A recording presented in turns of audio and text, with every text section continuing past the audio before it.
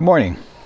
Over the past couple of weeks, I have dove into the Beatitudes with my wife, Danielle. She did a devotional on the Beatitudes as a whole, and she also did one on spiritual poverty. Blessed are those who are poor in spirit. I've done a couple of myself. Blessed are the meek, for they shall inherit the earth. Blessed are those who mourn, for they shall be comforted. And today, I find myself looking at the one that I didn't really want to look at. So here it is, Matthew 5:6. Blessed are those who hunger and thirst for righteousness, for they shall be satisfied. So I know what it is to hunger, and I know what it is to thirst. A physical hunger, a physical thirst. I know what it's like to be so hungry that I steal for my food. So how do I hunger for something that I don't totally understand in that same way, that I'm willing to go sacrifice for it? See, with going to steal food from a store, there's the potential sacrifice there is my freedom, right? I go commit a crime, stealing of food, I get arrested, I go to jail. Well, how do I find myself willing to sacrifice everything for something that I don't totally understand? What is righteousness? If you look it up on the internet, it gives you a whole bunch of different other words that help to describe what righteousness is. Here's a couple. Integrity, worthiness, morality, uprightness, decency, justice, honesty, honor. Isn't that something we should all have?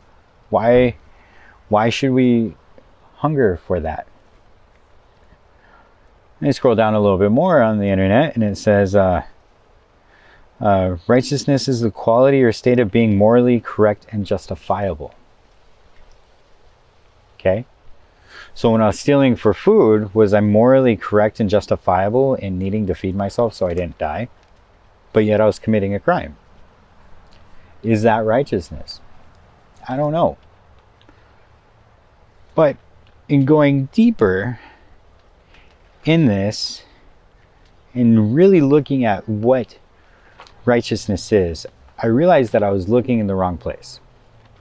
I was looking to address what righteousness is to me, what it means to me. And what I fell short of in that train of thinking was looking to what understanding God's righteousness is. So in Matthew 6:33, it clearly says, seek first the kingdom of God and his righteousness. So when you flip it like that, when you look past yourself and you start looking at what is God's righteousness that I'm hungering and thirsting for today? What is God's righteousness that I'm willing to give everything up for? What is God's righteousness that I'm willing to surrender my freedoms for? And I keep going back to what has happened this week. And it actually kind of started last week or so, but I don't know how many of you guys follow sports, but there's a certain NASCAR driver that is in the spotlight right now. His name is Bubba Wallace. He is the first full-time black race car driver in NASCAR history. We are in the year 2020. And we just now have a full-time black race car driver. And in this man's pursuit of equality, he speaks out against racism and racism in his sport.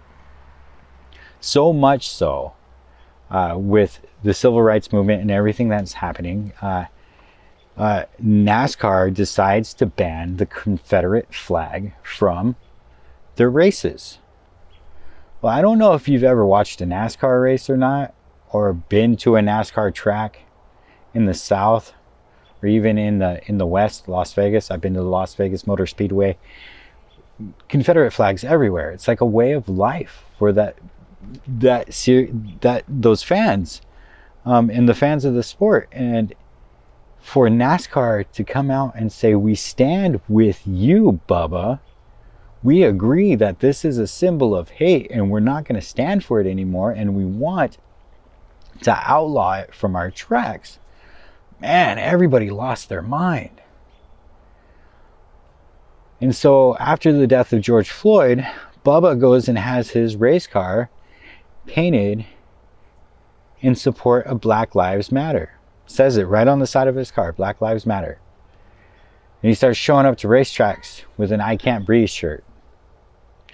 And there's pictures of this all over the internet. And so they leave a race and then they head to Talladega, Alabama. And at this racetrack, mind you, Bubba Wallace races for Richard Petty, which is probably one of the biggest names, if not the biggest, in NASCAR sports history. I think he's right next to the Earnhardts, It's just one of those names. When you think of racing, you think of Petty or Earnhardt.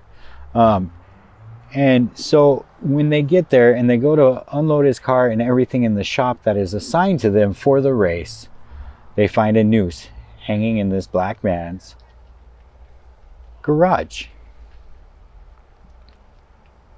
Where's God's righteousness in that?